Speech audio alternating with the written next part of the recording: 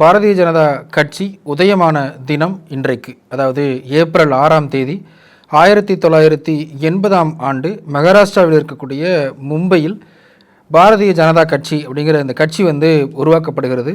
உலகத்திலேயே மிக அதிகமான ஒரு உறுப்பினர்களை கொண்ட கட்சி பாரதிய ஜனதா கட்சி. அது மட்டும் இல்லாமல் தேசத்திற்காகவே கட்சிக்காகவே தனிநபர்கள் அப்படிங்கிற ஒரு உயரிய கொள்கையை கொண்ட கட்சி.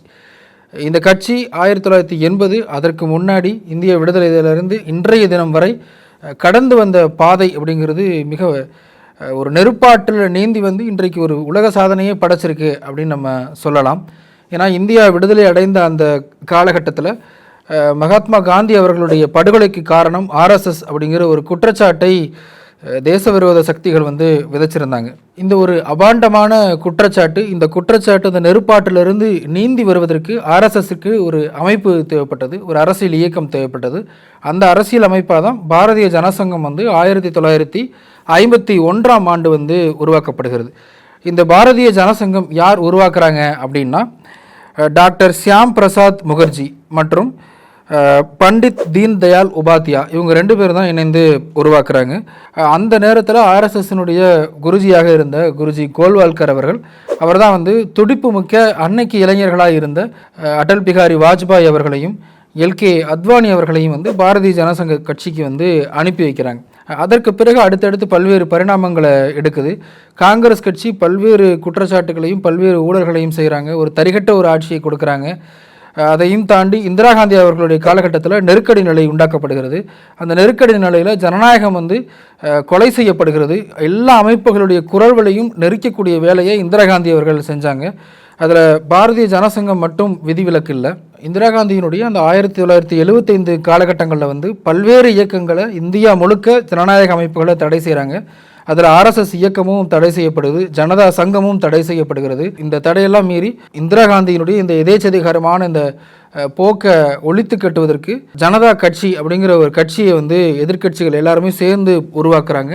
அந்த கட்சி மக்களுடைய ஏகோபித்த ஆதரவை பெற்று 1977ஆம் ஆண்டு இந்தியாவில் ஆட்சி அமைக்கிறாங்க.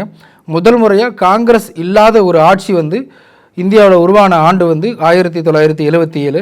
2-3 ஆண்டுகள்லேயே அந்த ஆட்சி பெரும்பான்மை கிடைக்காதனால ஆட்சி தொடர முடியாத ஒரு சூழல் வந்துடுது. 1980ஆம் ஆண்டு ஏப்ரல் 6ஆம் தேதி பாரதிய ஜனதா கட்சி அப்படிங்கிறத உருவாக்குறாங்க.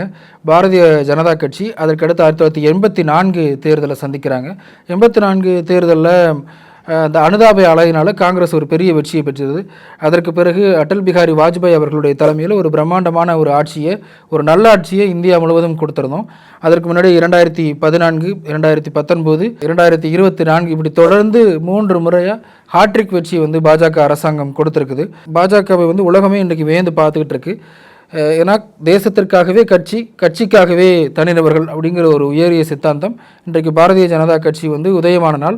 இன்றைய தினத்தில் பாஜகவினுடைய என்டிஏ வேட்பாளர்கள், தமிழ்நாட்டில் போட்டியிடக்கூடிய வேட்பாளர்கள் தமிழ்நாடு முழுவதும் வேட்புமனு தாக்கல் செய்கிறாங்க. அதில் முக்கியமாக மயிலாப்பூர் சட்டமன்ற தொகுதியில் டாக்டர் தமிழிசை சவுந்தரராஜன் அவர்கள் இன்றைக்கு வேட்புமனு தாக்கல் செஞ்சுருக்கிறாங்க. தளி சட்டமன்ற தொகுதியில் நாகேஷ்குமார் இன்றைக்கி வேட்புமனு தாக்கல் செஞ்சுருக்கிறாரு. மொடக்குறிச்சி சட்டமன்ற தொகுதியில் கீர்த்திகா சிவகுமார் வேட்புமனு தாக்கல் செஞ்சுருக்கிறாங்க. உதகமண்டலம் தொகுதியில் டாக்டர் போஜராஜன் வேட்புமனு தாக்கல் செஞ்சுருக்கிறாங்க. அவினாசி சட்டமன்ற தொகுதியில் டாக்டர் எல் முருகன் வேட்புமனு தாக்கல் செஞ்சுருக்கிறாங்க. திருப்பூர் தெற்கு தொகுதியில் தங்கராஜ் அவர்கள் வேட்புமனு தாக்கல் செஞ்சுருக்கிறாரு. கோயம்புத்தூர் வடக்கு தொகுதியில் எம்எல்ஏ வானதி சீனிவாசன் அவர்கள் வேட்புமனு தாக்கல் செஞ்சுருக்கிறாங்க. புதுக்கோட்டை தொகுதியில் ராமச்சந்திரன் அவர்கள் வேட்புமனு தாக்கல் செஞ்சுருக்கிறாங்க. திருப்பத்தூர் தொகுதியில் கேசி திருமாறன் வேட்புமனு தாக்கல் செஞ்சுருக்கிறாங்க. மதுரை தெற்கு தொகுதியில் பேராசிரியர் ராம சீனிவாசன் வேட்புமனு தாக்கல் செஞ்சுருக்கிறாரு. சாத்தூர் சட்டமன்ற தொகுதியில் தமிழக பாஜகவினுடைய மாநில தலைவர் நயினார் நாகேந்திரன் அவர்கள் வேட்புமனு தாக்கல் செஞ்சுருக்கிறாங்க.